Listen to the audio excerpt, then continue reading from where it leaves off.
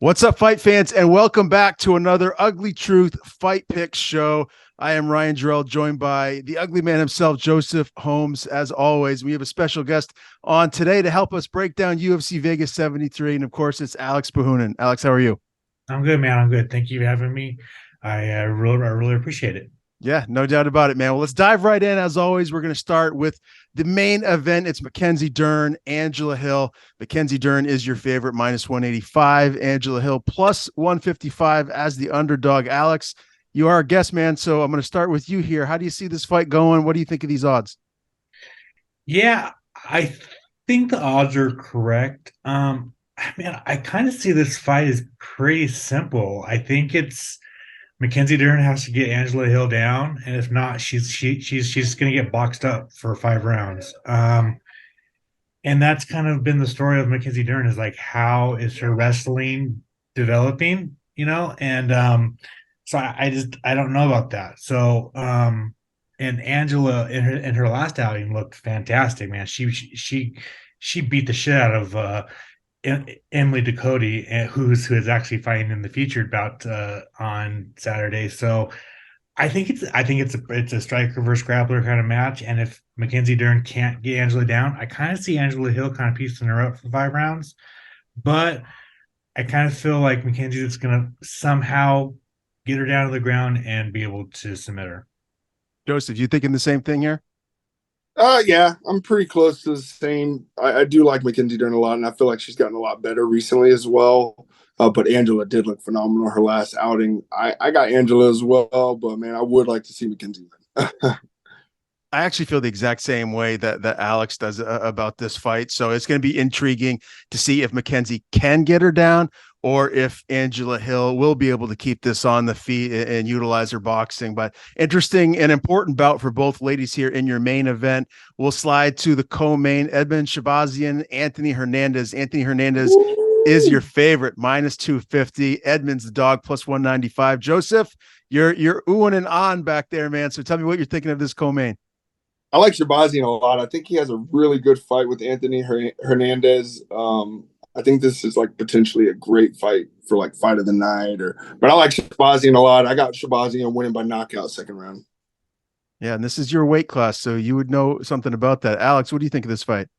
Yeah, so I have a little insight into this. I've been going to Extreme Couture for the past year. So I've seen Edmen move into Extreme Couture and actually have training partners, right? Because prior to moving to Extreme Couture, he had no training partners his size, right? So now he's training with Strickland, Vittori, his brother. Curtis.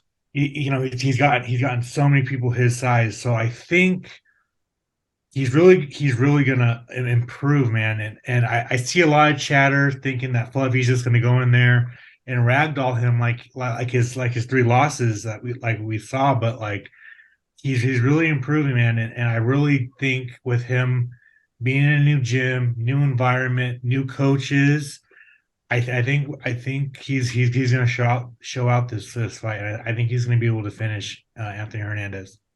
Okay, that's interesting right there. And as you mentioned, Edmen, when he is losing, it's only to top of the division, Derek Brunson, Hermanson, Imovov. So this is a guy that's been in there with elite competition. I mean, not to say that Anthony Hernandez hasn't been, but Edmen sure as heck has been in there with some top level guys here. So Oh yeah. interesting. But Joseph, give official prediction. How does this fight end? Yeah, I got Shahbazyan on that knockout. I think he could put him away. Shahbazyan's striking is elite, man, and he's again just like I said about Angela, he's just gotten better and better. Or Mackenzie, excuse me, he's just gotten better and better. So I got Shahbazyan, man, knockout, dude. I'd love to see him knock him out in the first, but I think he get him in the second because Anthony's no slouch, but Shahbazyan's just on one. What round are you thinking, Alex? I'm gonna go. I'm gonna go first round knockout. I'm gonna go first round knockout. Yeah, fuck it. Okay. First round KO, and Joseph's got him by finish as well. That's some dog money right there. Plus 195. You can win a little coin there on Shahbazyan if he comes and shows out here in this He's co-main the event. underdog. He's the underdog. Holy. That's right. Yeah, so you could definitely win some money on Shahbazyan if you want to play some on this middleweight fight here. Loopy Godinez stepping in on short notice, taking on Emily Ducote. Loopy's your favorite, minus 150. Emily Ducote plus 128. Alex, what are you thinking in this fight? Yeah, this one's tough. I was a big Emily Ducote believer, and was really behind her getting into the UFC. She got in the UFC, really showed out in her UFC debut, beating Jessica Penne, and then she just looked like god awful against Angela Hill. Man, it really just made me be like, what was that performance, right? And obviously, every fighter has that performance where just like, man, what happened? So it's gonna be very interesting how she bounces back. I just don't know if she's gonna be able to bounce back victoriously against Loopy, because Loopy is also Loopy had a pretty bad performance against Angela Hill too, right? So it's kind of I don't know. My gut says that Loopy's just gonna kind of take her down and kind of just grapple her for 3 rounds. That's exactly how I feel. I think Loopy's going to win a UD. I think it's going to be a grappling fest. She's going to utilize that aspect of her game to get the win. Joseph, what are you thinking here? I'm not the biggest fan of either girl, but I think Loopy being on short notice gives Ducote kind of a better chance here. Those short notices are very tough to do. I think I'm gonna go with Ducote because of that short notice. I don't really like that. I think Ducote could pull this off. Okay, fair enough. Now, guys, this next fight for me, I have it circled as fight of the night, and that might not be a surprise, especially if you're a hardcore MMA fan. You know both of these guys, Joaquin Buckley, Andre Fialho. Buckley's the favorite, minus 225. Andre, the dog, plus 185, depending on where you want to bet here. I cannot wait for this fight. Joseph, initial thoughts, man. How do you see this fight ending? It's a welterweight bout here. Yeah, I like Buckley. I seen him there when I fought a few weeks back too, and he looked super duper motivated. Like back there, he was training with. He came with the light heavyweight champ and their whole group. But I was like in the sauna there, so I was like kind of watching them do stuff. And Joaquin looked super motivated. Andre is a savage though. I think I'm gonna go with Joaquin. I feel like he might be super motivated. We could see a decision here, just because both guys are gritty and they come forward. But I'm excited to see this fight. I do got Joaquin though. I sure hope it goes to a decision, because that means we're going to get treated to 15 minutes of exciting action. Alex, do you think it goes to a decision? Fuck no. No. One of these guys is going down violently. So Joaquin's going down in weight to welterweight after fighting at middleweight for let's see, it's at 1, 2, 3, 4, 5, 6, 7, 8, 9 fights. So he's going back down to welterweight. And Andre Fialho is he's coming off 2 knockout losses. He finally took some time off to heal the brain. Man, it's gonna depend on how Joaquin Buckley looks on the scale for me, to get like my official kind of like, if I were to lay any money on it, just because like the dude's a big boy, bro. Like I don't know how he's gonna I don't know how he's gonna cut that muscle off. If he's gonna be super dehydrated, I don't know. I'm really curious to see what he looks like. So I don't know. I kind of think Buckley is just the better fighter, and I think he's gonna be able to finish Andre Fialho. But man, I'm sorry guys. I'm like riding the fence on this one, because I kind of think like Andre's like a very crisp fighter, and he could throw one right down the middle and catch Buckley. So I don't know, bro. Right now, as of May 16th at 11:43 my time, I'm picking Buckley. Okay. Oh, fair enough. I can't wait for this fight. And Alex, isn't it crazy? I mean, you look at someone like Joseph Holmes, who fights at 185. tall, long, super lean, ripped, looks like a basketball player. And then you got Buckley, who has been fighting at 185, who's short, stout, looks like a freaking fullback, getting a handoff at the goal line. And they're both fighting in the same weight class. It's kind of crazy. Absolutely. It's kind of mind boggling. Everyone's body types, and it's kind of trippy. And Buckley fought at welterweight before he got to the UFC, so it was interesting why fighters choose, maybe it's just they don't want to cut that weight and want to kind of be, not starving, you know what I'm saying? Yeah. So it's just very interesting on how he's going to look. Yeah, definitely. I'm excited for this one, guys. We'll keep it moving here. Maheshate and Borshchev. I'm not even trying to pronounce Borshchev's first name. That's the next one we're going to break down here. Borshchev -165, Maheshate +138. Joseph, do you have a thought here on this one? Oh, I'm behind Borshchev all the way. I saw his Contender Series fight. I think it was. We fought the same night. That's when I didn't get a contract, and he's one of the guys that got a contract. And since that day, I decided I'm following him all the way. That guy's a savage, man. I like Borshchev a whole lot, and I don't know anything about the guy he's fighting, but Borshchev, man, he's a problem. Alex, what are you thinking? I'm going. I think I'm going Slavoclaws. His losses in the UFC have been to wrestlers. He's been taken down and controlled. And I don't know if Maheshate is going to be the one to give him his third straight loss by wrestle fucking him. But so that's kind of what I'm wrestling with. I think Slavoclaws is going to get back to his ways and be able to finish Maheshate. All right. Well, I'm excited for this lightweight bout. Now, this next one, again in the lightweight division, Michael Johnson, Diego Ferreira.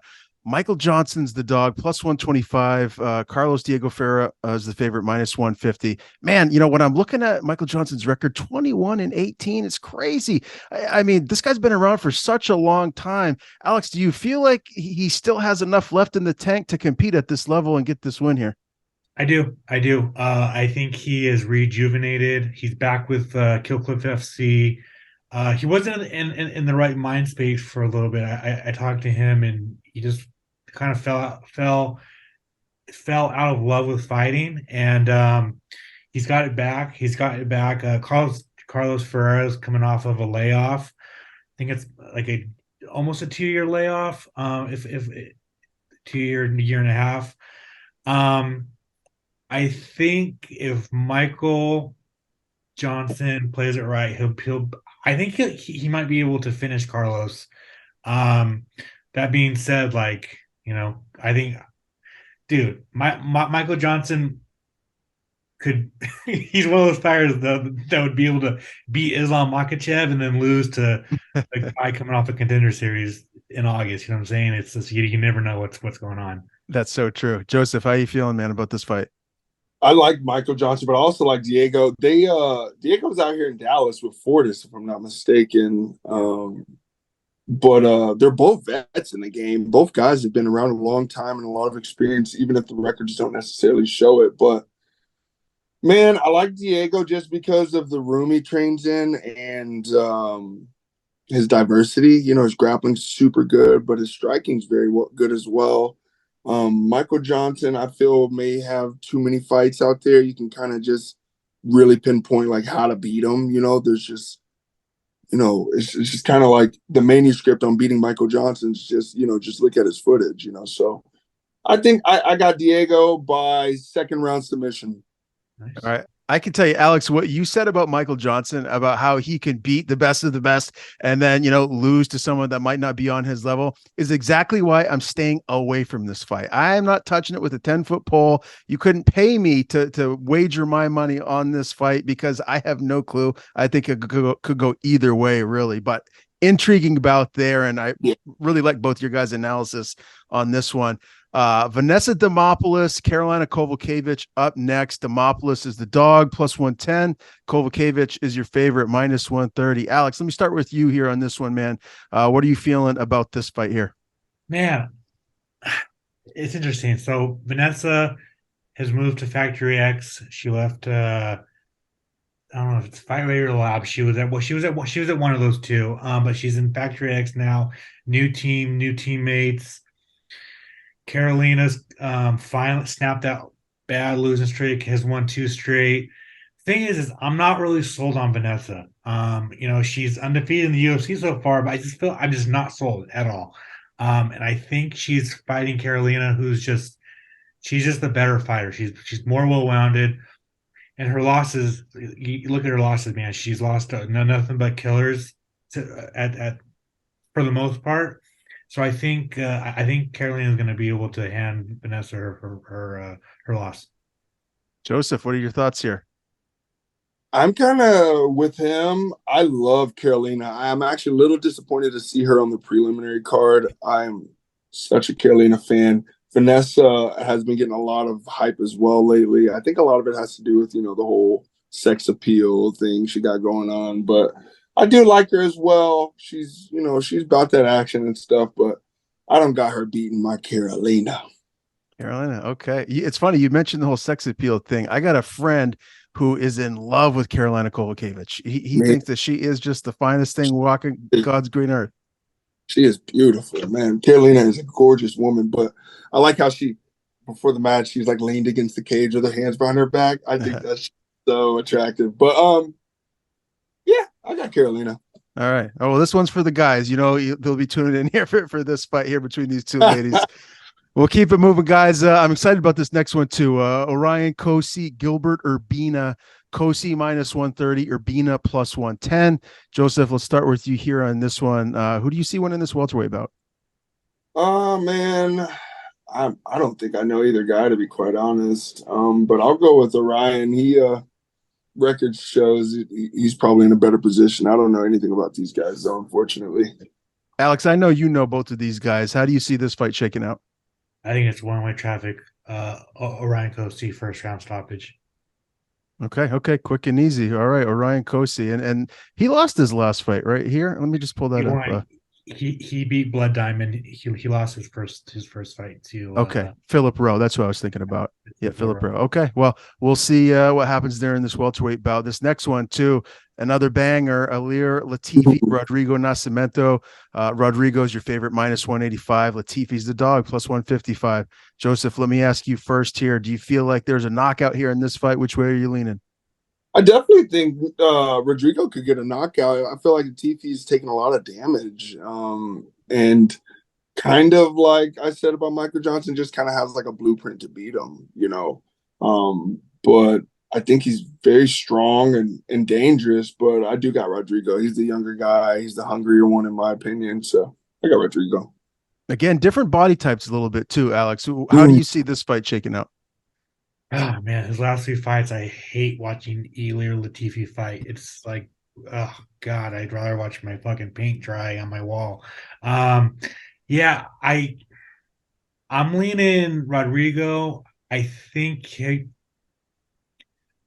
be able to. I'm gonna say stop Ilir Latifi. If you remember in his last fight, Latifi basically kind of retired, and then he also he revealed he had a staph infection, but didn't tell anybody, so he got suspended because of that. So it's kind of weird. Yeah, super gross, and he got a lot of shit for that, deservedly. So I don't know. I really do not care about this fight whatsoever. So I'm going Rodrigo. Rodrigo, yeah, I'm leaning the same way, but I wouldn't be surprised if Latifi catches him. He definitely has got a lot of power. He's a very, very strong guy, and these big boys, all it takes is one. Chase Hooper, Nick Fiore is up next. Nick Fiore, he's from my neck of the woods up here in New England, minus 130 as your favorite. The youngster Chase Hooper is the dog, plus 115. Joseph, do you feel like Chase Hooper is going to pull the small upset, or are you going with the New Englander, Nick Fiore?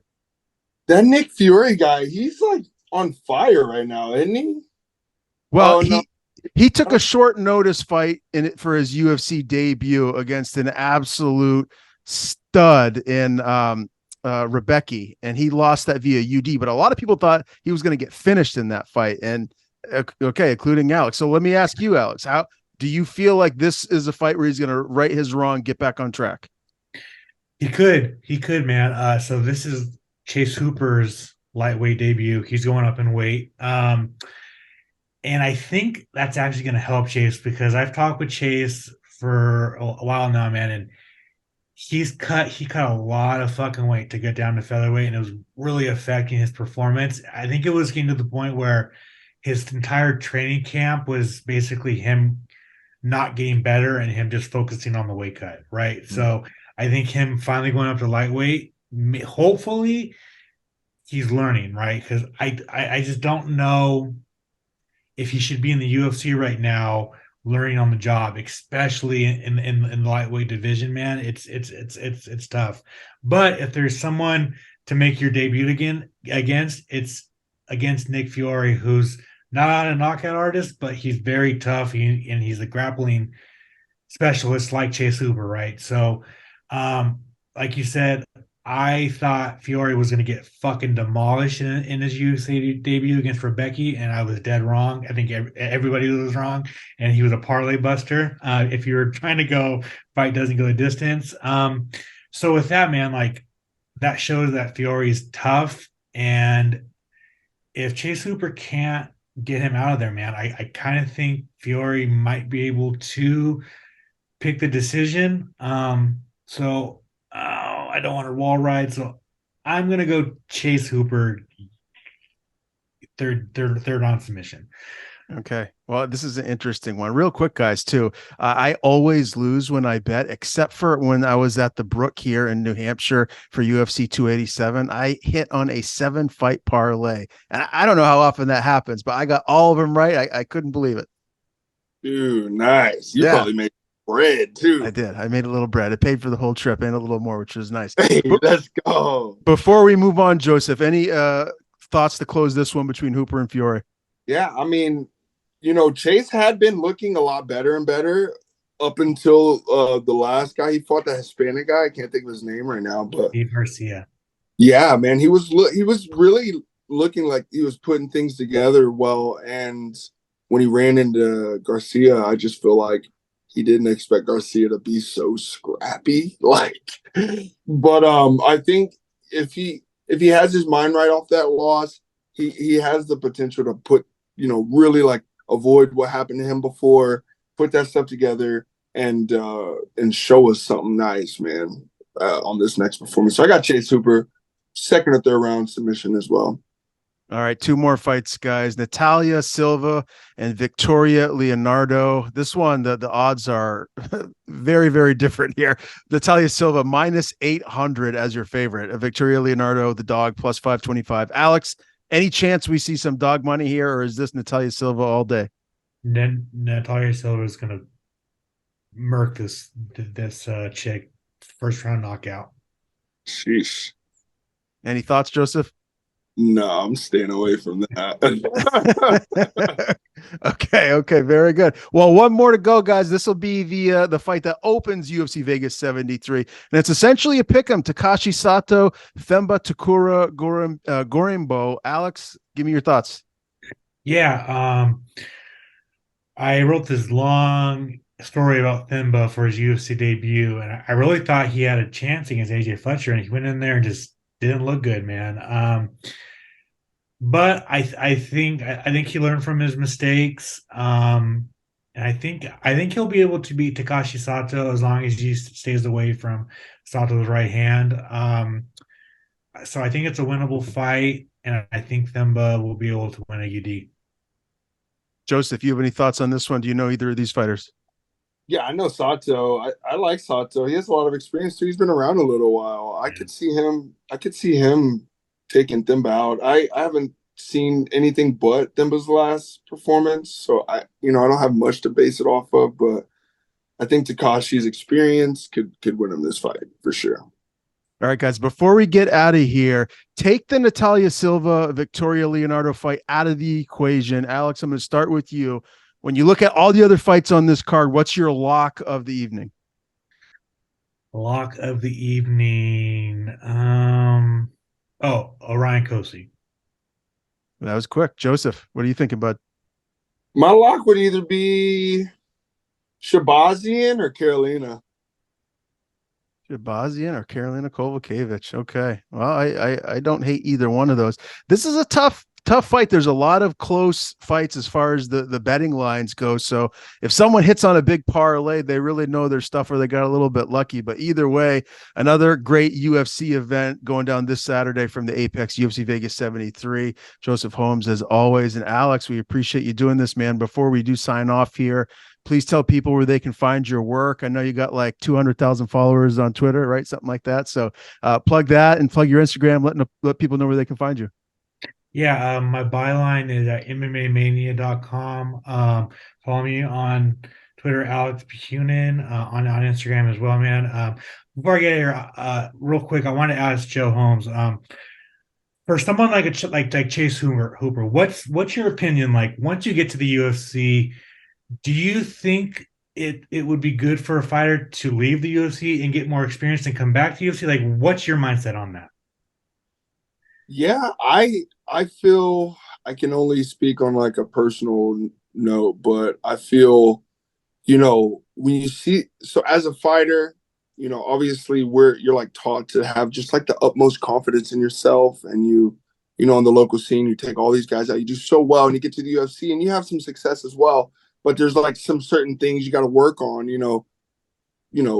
whatever those things may be. I think in that case, if you have enough timeline, like before 40 years old, still, you're still like under 30 or maybe right at 30, you could still afford to take that chance, and go out, get the experience where it's not so detrimental and so much pressure, and use that to come back and, try and be better. I think that's a totally fine thing to do. And that's something that I'm probably about to do as well. And, with this game, you have such a small window. I think that you really got to figure out what you want and what you're capable of and use that and just go full force with it. And if you don't know one of the two things at the time, then yeah, it's totally fine, in my opinion, to step back, go back to a lower level, reestablish things, and then try, if you want that, to come back to a higher level. Yeah. Love that answer. And great question, Alex. And you killed it today, man. You're definitely going to have to come back and join us in the future for another preview. Sound good? Anytime you need me, just you have my number. Awesome. Thanks, guys. For Joseph, for Alex, I'm Ryan. We'll see you guys next time.